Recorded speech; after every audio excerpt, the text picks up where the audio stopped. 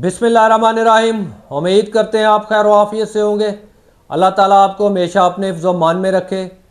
मेरे क्लाइंट को पुलिस ने नाके पर रोककर उसका आईडी कार्ड चेक किया और उसको फौरी तौर पर गिरफ़्तार करके हवालात में बंद कर दिया और उसके घर वालों को एक FIR दे दी, जिस FIR के बारे में ना उस बंदे को पता है, ना उसके घर वालों को पता है, ना उसके फरिश्तों को खबर है कि ये FIR है क्या और ये क्यों हुई है। बस उसका नाम है उसमें और उसका शनाख्ती कार्ड नंबर उसमें दर्ज है।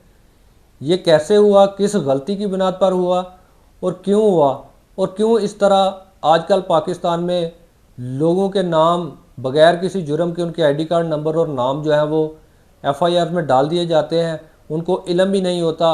उनको तब भी पता चलता है जब किसी नाके पर या किसी जगह पर आईडी कार्ड की चेकिंग के दौरान उनको गिरफ़्तार कर लिया जाता है। तमाम वजूहात और तमाम एहतियातें और तमाम हल हम इस वीडियो में आज आपके साथ डिस्कस करने वाले हैं।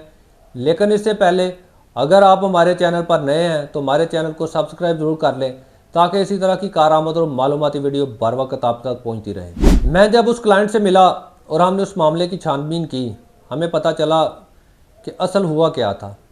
हुआ ये था कि वो बंदा उसी थाने में अपने एक किराएदार की एंट्री करवाने गया था। उसने किराएदार रखा और वो उसकी एंट्री करवाने गया और अपनी आईडी कार्ड की कॉपी साथ ले गया, और जो फ्रंट डेस्क पे वो पुलिस एहलकार बैठा हुआ था उसने वो अपने आईडी कार्ड की कॉपी उसको दी। उसने उससे लेकर अपने टेबल में ड्रा में रख ली। अब होता यह है कि उसी दौरान वो जो फ्रंट डेस्क वाला एहलकार था वो एक FIR लिख रहा था। उस मुलज़म का नाम और मेरे क्लाइंट का नाम सेम था। मुलज़म के आईडी कार्ड की कॉपी भी उसके पास उसी वक्त पड़ी हुई थी सेम नाम की, और मेरे क्लाइंट के नाम की कॉपी भी पड़ी हुई थी। उस बेवकूफ़ को गलती लगी, उसने जो मुलज़म वाला आईडी कार्ड था वो समझ लिया कि ये शायद वो किराएदारी वाला है, और जो किराएदारी वाला था मेरे क्लाइंट का उसको मुलज़म समझ के उसका आईडी कार्ड नंबर और नाम एंटर कर दिया। चूँकि नाम दोनों के सेम थे इसलिए वो गलती कर गया। नाम का तो कोई इशू नहीं होता, लेकिन जब आईडी कार्ड नंबर एंटर हो गया तो वो रिकॉर्ड बन गया। उसकी गलती की वजह से वो FIR में उसका आईडी कार्ड नंबर एंटर हो गया और वो रिकॉर्ड में शामिल हो गया। उसके बाद फिर जब नाके पे वो आईडी कार्ड नंबर उसका चेक किया गया तो पता लगा जी ये तो इस FIR का मुलज़म है। उन्होंने फौरी तौर पर उसको अरेस्ट कर लिया। खैर हमने बड़ी मुश्किल से और बड़ी कोशिश से हमने उसको रिलीज़ करवाया और हक़ाइक़ सामने लेकर आए, और DPO की निगरानी में वो इसकी इन्वेस्टिगेशन हुई और चीज़ें क्लियर हुई, मामलात जो हैं वो क्लियर हुए। CCTV फुटेज ने मदद की उस दिन हमारे क्लाइंट के थाने के विज़िट ने। लेकिन खैर उसको काफ़ी ज़्यादा जो है वो इसमें मसाइल का सामना करना पड़ा। इसके अलावा काफ़ी ज़्यादा केसेस रिपोर्ट हुए, काफ़ी ज़्यादा चीज़ें हमने अपने कैरियर में देखी। इर्द गिर्द आजकल हम रोज़मर्रा में अक्सर हम ये देख रहे हैं चीज़ें कि शहरी को पता ही नहीं होता कि उसका नाम किसी FIR में पड़ चुका है। एक तो वो होता है जो आपके शरीक, आपके दुश्मन नियतन आपके साथ करते हैं। वो आपके ऊपर एक FIR करवा देते हैं खुफिया तौर पर, जानते बूझते हुए नियतन। आपको अरेस्ट भी नहीं करवाते, आपको बिल्कुल नहीं बताते, इंतज़ार करते हैं कि आप इश्तिहारी हो जाए, आप PO हो जाए तो फिर आपका मज़ा लें। एक तो वो मैटर है जो नियतन किया जाता है। एक मैटर वो है जो सेवन हो जाता है, गलती से हो जाता है। आपकी आईडी कार्ड कहीं पे पड़ा रह गया, कहीं पे, जिस तरह ये मेरे क्लाइंट के साथ हुआ, को गलती लग गई किसी एहलकार को, किसी मुतलका बंदे को, और आपका आईडी कार्ड नंबर कहीं पुलिस रिकॉर्ड में चढ़ गया तो आप फंस जाते हैं। आज हम इस वीडियो में आपके साथ ये डिटेल में डिस्कस करने वाले हैं, आपको आगे बताने वाले हैं कि आपने कौन कौन सी एहतियातें करनी हैं, किस तरह आपने चौकन्ना रहना है, अपने आप को बाखबर रखना है और एहतियात करनी है। क्योंकि जिस तरह के माशरे में हम रह रहे हैं और जिस तरह यहाँ पर रूल ऑफ लॉ का हाल हो गया है, यहाँ पर आपने खुद ही अपने आप को बचाना है। किसी ने आपकी ज़िम्मेदारी नहीं लेनी, आपने खुद ही अपने आप को सेव करना है और ख़ुद ही अपने आप को आपने बचाना है, और ख़ुद ही आपने एहतियात करके अपने दामन को बचा कर गुजरना है। सबसे ज़्यादा ज़रूरी और सबसे लाजमी एहतियात जो आपने करनी है, हमेशा आपने करते रहना है और गाए बगाए करते रहना है और अक्सर औकात करते रहना है। अपने आईडी कार्ड को चेक करते रहा करें। अपने आईडी कार्ड के नंबर पर आप क्रॉस चेक लाजमी रखते रहा करें। वक्फे वक्फे से, महीने बाद, 2 महीने बाद, जब भी आपको टाइम मिले अपने आईडी कार्ड को चेक करते रहा करें कि आपके नाम पर कहीं कोई FIR तो नहीं दर्ज हो चुकी।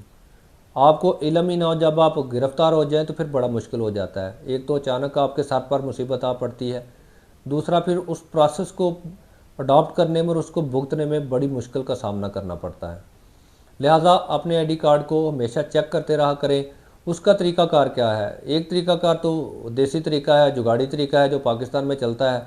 आपका को पुलिस एहलकार वाकफ़ है या कहीं पर आपकी किसी भी थाने में आपकी वाकफियत, आप पुलिस के फ्रंट डेस्क पे जाकर अपना आईडी कार्ड दिखाकर वहाँ पर कार्ड अपना चेक करते रहा करें कि यार ये चेक करो ज़रा मेरे नाम पर कोई एफ़आईआर तो नहीं दर्ज हो चुकी हुई या मेरा आईडी कार्ड किसी एफ़आईआर में तो नहीं शामिल हो गया हुआ।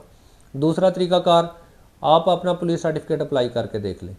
आप हर 2-3-4 माह बाद अपना पुलिस सर्टिफिकेट अप्लाई करें, उसके ऊपर कोई इतना खर्चा भी, कोई फ़ीस भी नहीं है उसकी। पुलिस सर्टिफिकेट जब आप अप्लाई करेंगे, आपके नाम पर, आपके रिकॉर्ड पर अगर कोई एफ़आईआर हुई तो वो सामने आ जाएगी, वो आपको बता देंगे कि ये एफ़आईआर आपके नाम पर है। ये दो बड़े मौसर तरीक़ाकार हैं। पहला जुगाड़ है लेकिन दूसरा लीगल तरीक़ाकार है। लेकिन लाजमी हर शहरी पाकिस्तान का लाजमी अपने आईडी कार्ड को गायब बगैर चेक करते रहा करें। खुसूसन जब आप कहीं सफ़र पर निकलने लगते हैं फैमिली के साथ, कहीं मोटरवे वगैरह पर आपने का सफ़र करने का इरादा है, तो निकलने से पहले एक दफ़ा अपना आईडी कार्ड लाजमी चेक कर लें। ये ना हो कि आप फैमिली के साथ मोटरवे पर पकड़े जाएँ, आपकी फैमिली बीच में ही फंसी रहे और आप कहीं थाने हवालात में जा पहुँचे। खुदा न खास्ता आपने अपना आईडी कार्ड चेक किया और आपके आईडी कार्ड पर कोई एफ़आईआर निकल आई, तो आपने परेशान बिल्कुल नहीं होना। आपने बिल्कुल लेट नहीं जाना कि यार मैंने तो किया ही कुछ नहीं, मैंने तो ज़िंदगी में कभी मच्छर नहीं मारा, मैंने कभी कोई क्रिमिनल एक्टिविटी नहीं की, ये एफ़आईआर कहाँ से आ गई, आप गिर जाते हैं। ऐसा बिल्कुल भी नहीं आपने करना। आपने हिम्मत रखनी है, घबराना नहीं है, परेशान नहीं होना है। अगर कोई इस तरह का मामला ट्रेस हो गया, ट्रेस करते ही उस एफ़आईआर को लेकर फ़ौरी तौर पर अपने वकील से रब्ता करें, अपने लीगल एडवाइज़र से रब्ता करें, उससे मशावरत करें, उसके साथ मिल बैठ कर रोड मैप तय करें कि किस तरह हमने इससे निपटना है और उस एफ़आईआर के हक़ाइक़ को जानने की कोशिश करें, उसके मुद्दई को जानें, उस मामले को समझें कि आपका उसके साथ कनेक्शन कैसे हो गया। हाँ, ये नहीं हो सकता बिल्कुल भी कि आप उस थाने में ना गए हों, आपका कोई ना कोई तलक वास्ता ना रहा हो और आपका नाम एफ़आईआर में शामिल हो गया हो, आईडी कार्ड नंबर शामिल हो गया हो। उसके लिए कोई ना कोई आपको याद ज़रूर आ जाएगा कि यार फ़लाँ वक़्त पे फ़लाँ बंदे ने मुझसे कॉपी ली थी, मैं थाने गया था या मैंने वहाँ पर आईडी कार्ड दिया था। कोई ना कोई चीज़ ऐसी, कोई ना कोई सिरा आपको याद आ जाएगा जिसकी बिना पर आप आगे इन्वेस्टिगेशन करके आप अपने मामले को सुलझा सकेंगे। लेकिन इसमें आपने परेशान नहीं होना। अगर कोई ऐसा मामला बन जाता है 100% अगर आप उसके ऊपर प्रॉपर तरीके से और कानूनी मशावरत के साथ आगे चलेंगे तो 100% आपकी उससे जान छूट जाएगी और आपका नाम उस पर्चे से निकल जाएगा। लेकिन बदकिस्मती ये है कि पाकिस्तान में ऐसा हो रहा है। जदीद टेक्नोलॉजी आने के साथ साथ उसकी बातें भी सामने आ रही हैं। जो बंदे डाटा एंट्री ऑपरेटर हैं, नायल हैं, उनकी एक एंट्री से एक बंदे की ज़िंदगी जो है वो मुसीबत में फंस जाती है। दूसरा पहलू जो है इस मामले का, जो आपको नियतन आपके किसी दुश्मन ने, शरीक ने, रिश्तेदार ने एफ़आईआर करवा के आपके नाम पर आपको अरेस्ट नहीं करवाया, आपको बिल्कुल नहीं छेड़ा, बल्कि आपको पीओ करवा दिया, आपको इश्तिहारी करवा दिया, उसका इलाज और तरीके से आपने करना है। आपने उसको भी इन्वेस्टिगेट करना है और उसके ऊपर भी आपने अपनी डॉक्यूमेंटेड और आपने ओरल एविडेंस देनी है कि मुझे आज तक इस बाबत किसी ने बताया ही नहीं। उसके अगर आपको खुदा न खास्ता वैसी किसी सूरत हाल का सामना है तो सबसे पहले, हर काम करने से पहले आपने, अगर ऐसा मामला आपके इल्म में आ गया है, आपने अपनी कब्ल गिरफ्तारी प्री अरेस्ट बेल करवानी है, वो लाजमी करवानी है। फिर आपने किसी भी इन्वेस्टिगेशन में जाना है, किसी भी फोरम पर आपने जाना है दरख्वास्त देने। अगर आपने डायरेक्ट जाने की कोशिश की, आपको फौरी तौर पर पुलिस अरेस्ट कर लेगी, क्योंकि आप पीओ हैं, आपका स्टेटस है कि आपको किसी भी थाने की पुलिस कहीं पर भी गिरफ्तार कर सकती है। अगर आपके इल्म में कोई इस तरह का मामला आ गया कि आप इश्तिहारी हो चुके हैं या कोई फेक एफ़आईआर आ रही है जिसके साथ आपका ताल्लुक़ नहीं है लेकिन आपका स्टेटस पीओ का है, इश्तिहारी का है, तो आपने फौरी तौर पर पहले अपनी कब्ल गिरफ्तारी ज़मानत करवानी है, अपने आप को सेव करना है। उसके बाद फिर आपने वो रोक कर थाने में देनी है और फिर जाके आपने इन्वेस्टिगेशन को ज्वाइन करना है और उसमें से फिर आपने बाइज़्ज़त बाहर निकलना है। लेकिन प्री अरेस्ट बेल ना करवाने की गलती कभी ना कीजिएगा, क्योंकि अगर एक दफ़ा आप हवालात में चले गए तो फिर आते आते टाइम लगता है। ये बड़ी अहम मालूमात हैं जो मैंने आपके साथ शेयर की हैं। मैंने अपना फ़र्ज़ अदा किया है।